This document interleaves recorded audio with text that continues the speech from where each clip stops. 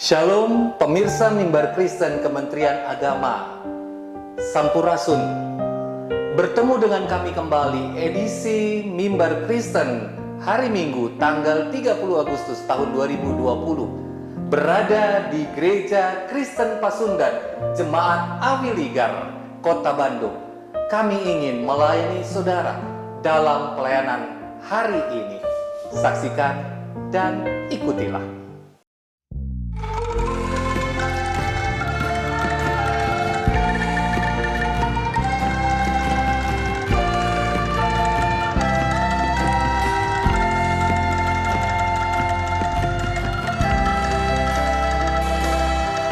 Terima kasih Tuhan untuk kasih setiamu yang ku alami dalam hidupku. Terima kasih Yesus untuk kebaikanmu sepanjang hidupku. Terima kasih Yesusku buat anugerah yang kau beri, sebab hari ini Tuhan adakan syukur bagimu.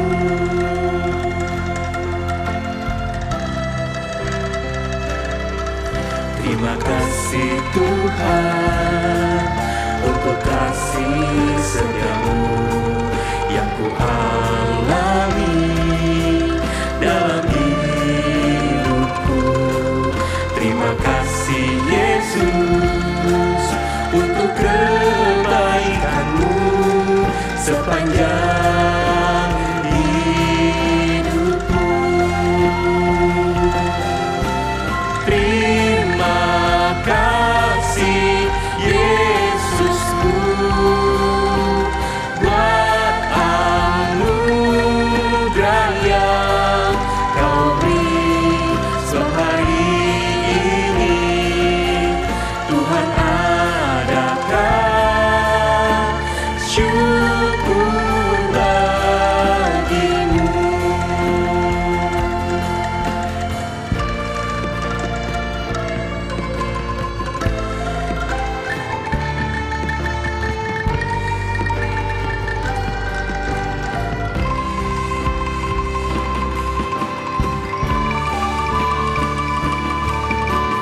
Terima kasih Yesusku buat anugerah yang kau beri, sebab hari ini Tuhan adakan syukur bagimu, sebab hari ini Tuhan adakan syukur bagimu.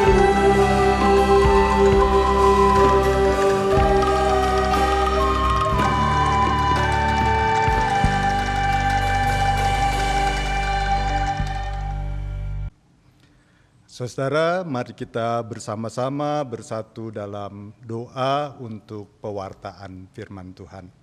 Mari kita berdoa. Bapa Surgawi, kami bersyukur saat ini kami boleh beribadah bersama-sama, menghadap hadirat-Mu, menghususkan diri, bersekutu dengan Engkau dan dengan sesama kami.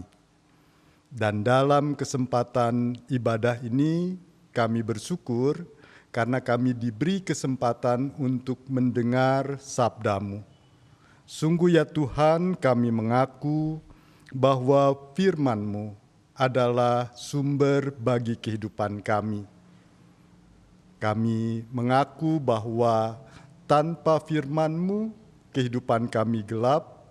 Kami tidak tahu arah mana yang harus kami tuju, langkah apa yang harus kami ambil, keputusan apa yang harus kami buat.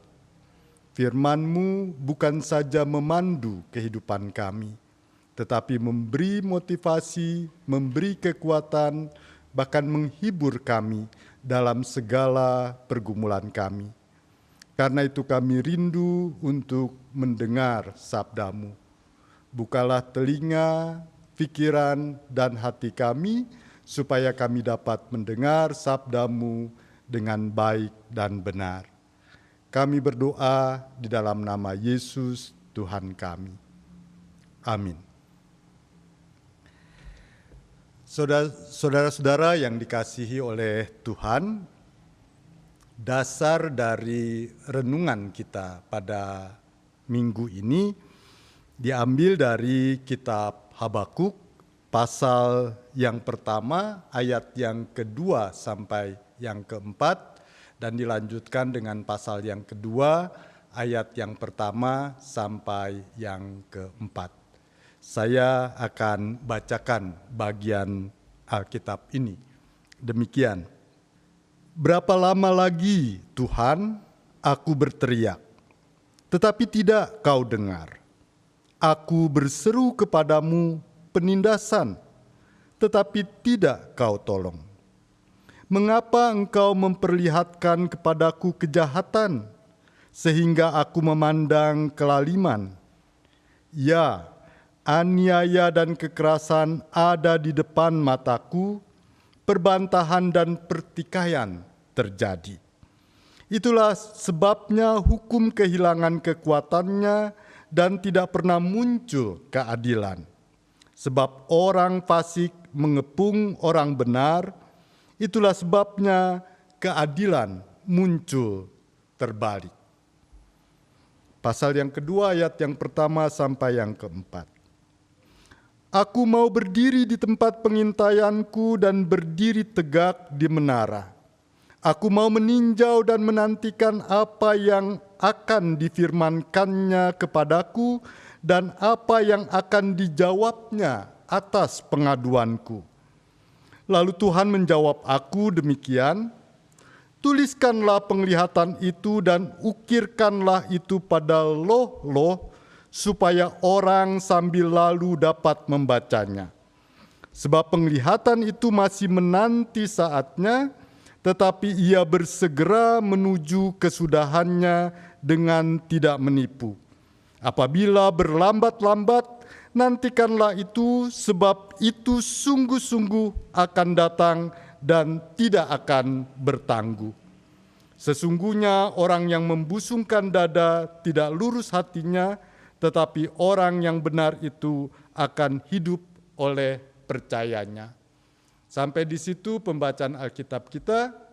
Yang berbahagia adalah orang yang mendengar dan melakukan firman Tuhan di dalam hidupnya. Haleluya. Saudara yang dikasihi oleh Tuhan Yesus, saya ingin memulai renungan ini dengan sebuah pertanyaan sederhana. Apakah ada di antara saudara yang sekalipun dalam kehidupan saudara tidak pernah merasa khawatir?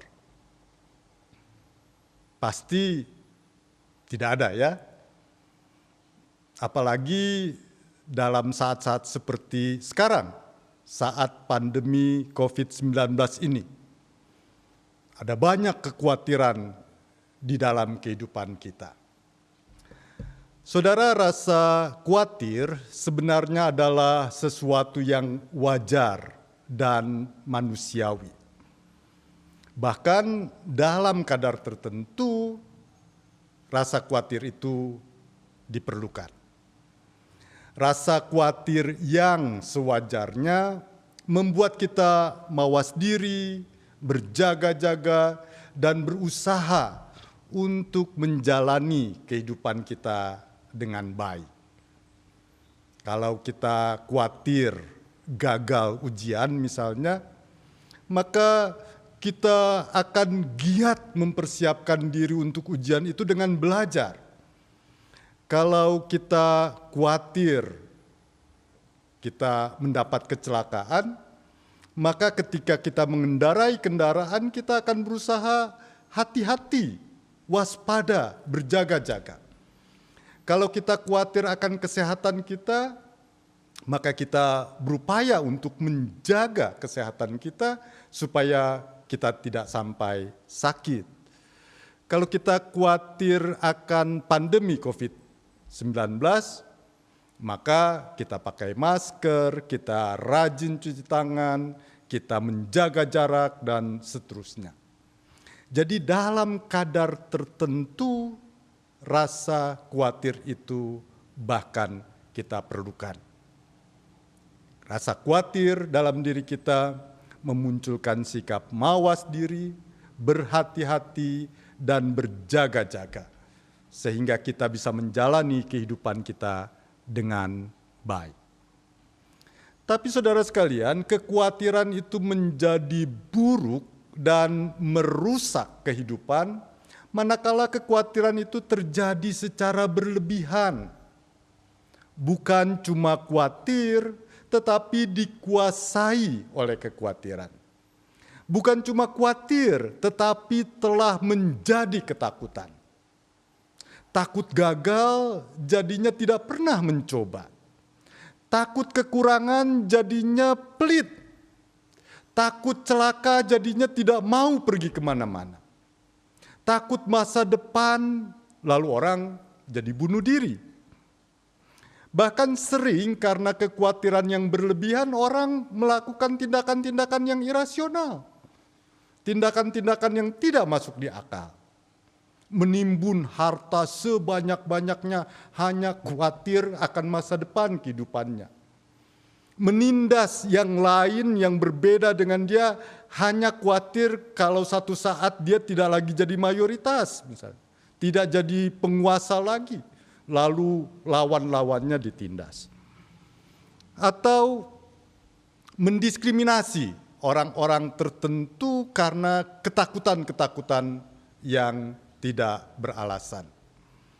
Peristiwa penolakan mayat korban COVID-19 untuk dikubur di daerah tertentu, itu adalah gambaran ketakutan yang irasional, ketakutan yang menguasai mereka sehingga mereka melakukan tindakan-tindakan yang sesungguhnya tidak perlu. Saudara sekalian, ada cerita di India tentang tikus yang takut terhadap kucing.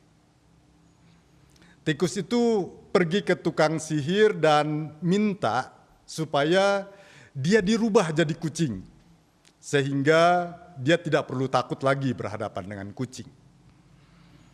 Lalu permintaannya itu dikabulkan dan tikus itu berubah menjadi kucing. Ketika ia bertemu dengan yang lain, ketemu dengan anjing, dia takut lagi. Lalu dia datang lagi ke tukang sihir itu dan bilang, "Tolong rubah saya jadi anjing, supaya saya tidak takut menghadapi anjing." Lalu dirubah lagi dia menjadi anjing. Awalnya dia merasa, wah sekarang saya tidak perlu takut apa-apa. Tapi kemudian anjing ini ketemu dengan harimau. Lalu dia takut lagi dengan harimau. Dia datang lagi ke tukang sihir dan dia minta lagi, "Rubahlah saya menjadi harimau supaya saya tidak takut." Masih dikabulkan. Jadi rubah lagi menjadi harimau. Wah, raja hutan, tidak perlu ada yang ditakutkan. Tapi ternyata datang pemburu yang mengejar-ngejar harimau ini. Sehingga ia takut terhadap pemburu. Lalu dia datang lagi ke tukang sihir itu dan minta dirubah untuk jadi pemburu. Lalu tukang sihir itu merubah. Dia menjadi tikus lagi. Kenapa? Kamu sudah berubah dari tikus menjadi kucing, kucing menjadi anjing, anjing menjadi harimau, tapi mental kamu masih mental tikus. Saudara, cerita ini ingin mengatakan begitulah orang yang dikuasai oleh rasa khawatir.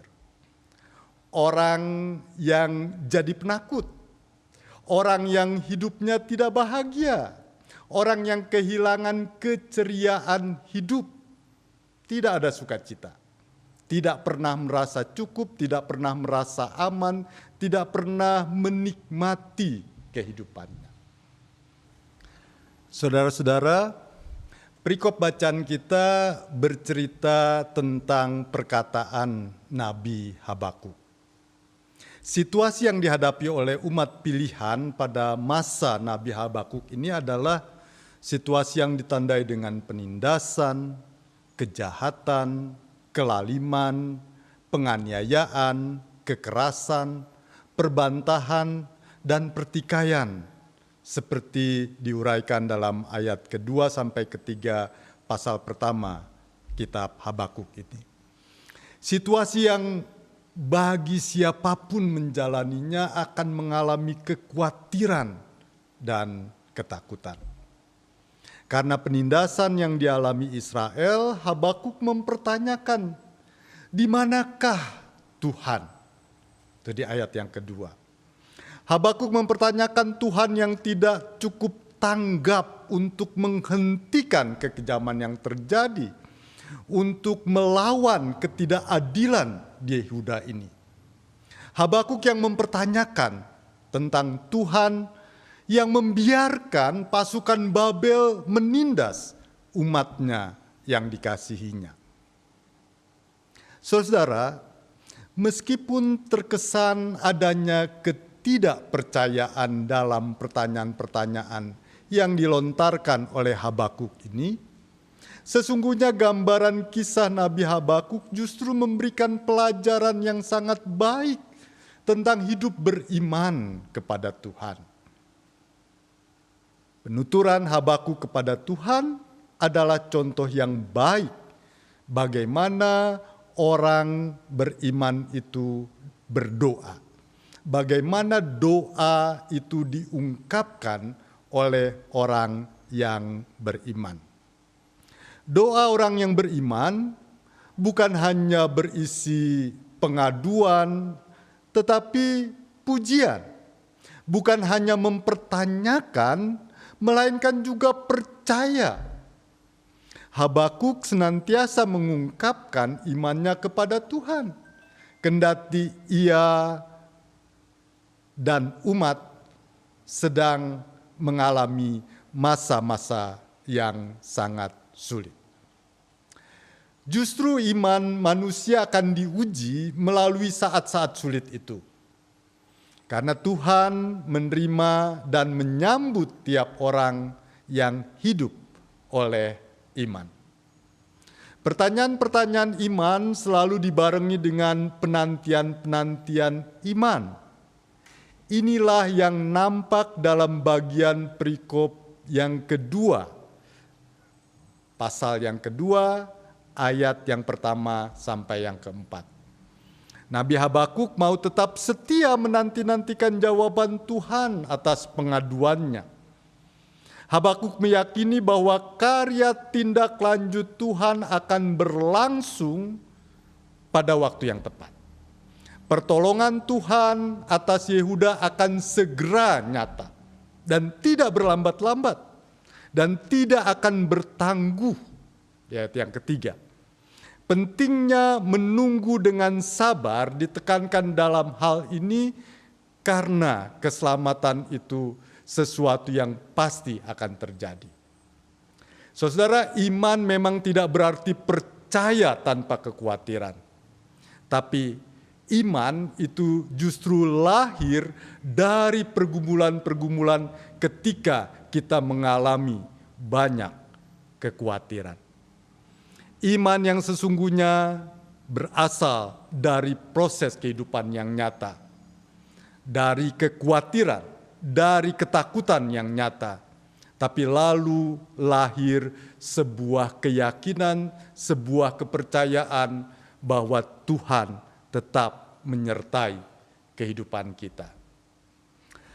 Saudara yang dikasihi oleh Tuhan, Situasi pandemi COVID-19 yang kita alami ini, kita belum tahu kapan akan berakhirnya. Dan situasi ini bisa memunculkan berbagai kekhawatiran dalam kehidupan kita. Kita jadi lebih khawatir tentang kesehatan kita. Kita jadi khawatir bagaimana kehidupan ekonomi kita dalam situasi-situasi yang seperti ini. Kita juga jadi khawatir bagaimana nasib pendidikan bagi anak-anak kita kalau harus terus-menerus sekolah secara online seperti sekarang. Kita juga jadi khawatir bagaimana kehidupan keagamaan kita. Sebab biar bagaimanapun keindahan hidup bersekutu bersama di gereja, ketika kita hadir di gedung gereja secara bersama-sama memuji Tuhan, beribadah kepada Tuhan, itu tidak bisa digantikan dengan persekutuan-persekutuan virtual seperti yang kita harus lakukan selama masa pandemi ini. Dan itu mengkhawatirkan kita, sampai kapan kita harus beribadah seperti ini. Ada banyak hal dalam kehidupan kita sekarang yang bisa membuat kita sulit untuk tersenyum. Akan tetapi saudara sekalian, rasa khawatir yang berlebihan tidak akan ada gunanya. Selain membuat kehidupan kita menjadi suram, kekhawatiran membuat hidup kita jadi kehilangan sukacita. Dan jangan membiarkan kekhawatiran itu merampas kesukacitaan hidup kita. Biarlah kekhawatiran-kekhawatiran yang kita alami justru memunculkan keyakinan, kepercayaan bahwa Tuhan ada di tengah kehidupan kita, Tuhan menyertai kita, Tuhan menolong kita. Karena itu yakinlah Allah akan senantiasa menyertai dan menolong kita, sehingga kita tidak perlu khawatir secara berlebihan, mawas diri, berjaga-jaga, dan mempersiapkan segala kemungkinan, itu perlu, tapi jangan sampai orang percaya kehilangan sukacita kehidupannya karena keyakinannya kepada Tuhan yang Maha Baik. Tuhan menyertai kita. Amin.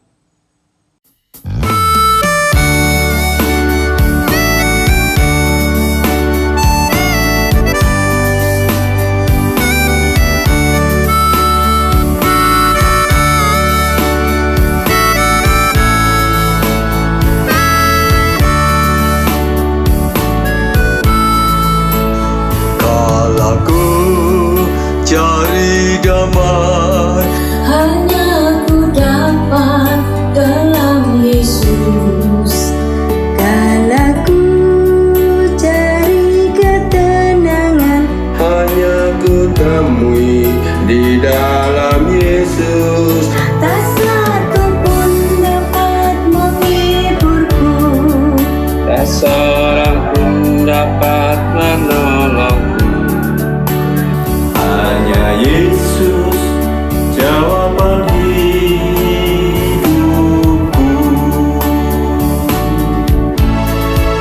bersama Dia hatiku damai, walau dalam lembah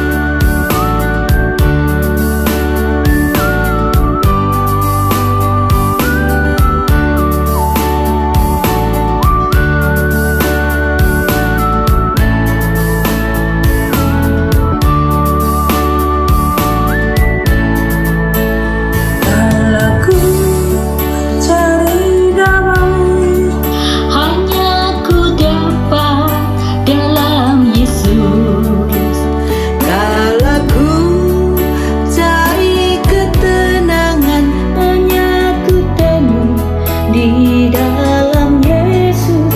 Tak satu pun dapat menghiburku, tak seorang pun dapat menolongku. Hanya Yesus jawaban hidupku.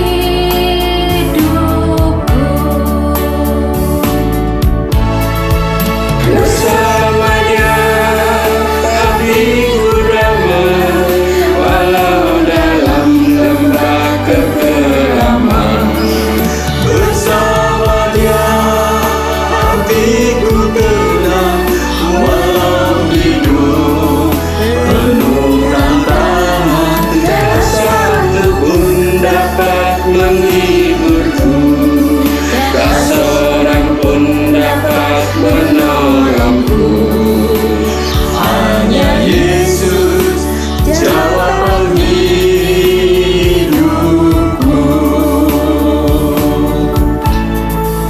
Bersama Dia hatiku damai, walau dalam lembah kekelaman.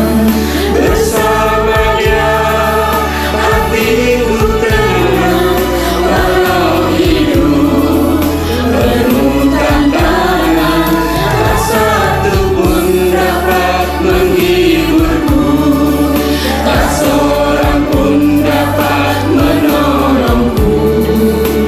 Hanya Yesus jawaban hidupku.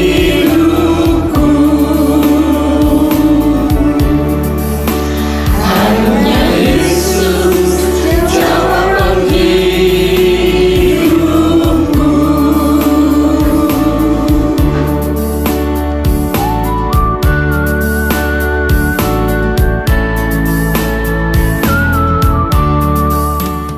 Pelayanan Mimbar Kristen Kementerian Agama edisi hari Minggu tanggal 30 Agustus tahun 2020 telah selesai dilaksanakan.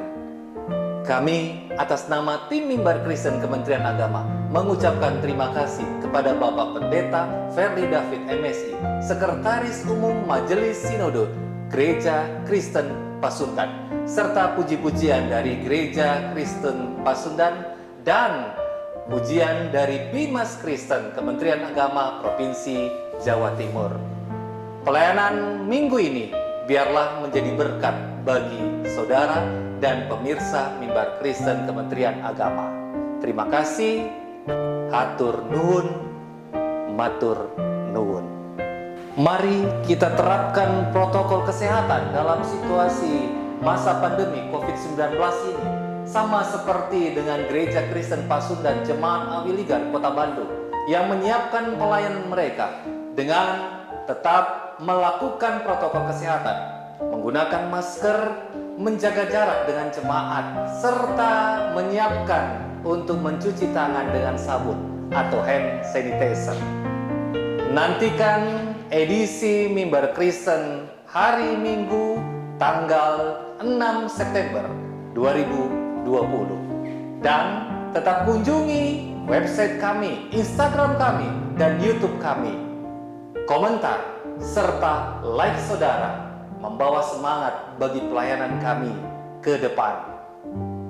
Atas nama tim Mimbar Kristen mengucapkan terima kasih. Tuhan Yesus memberkati.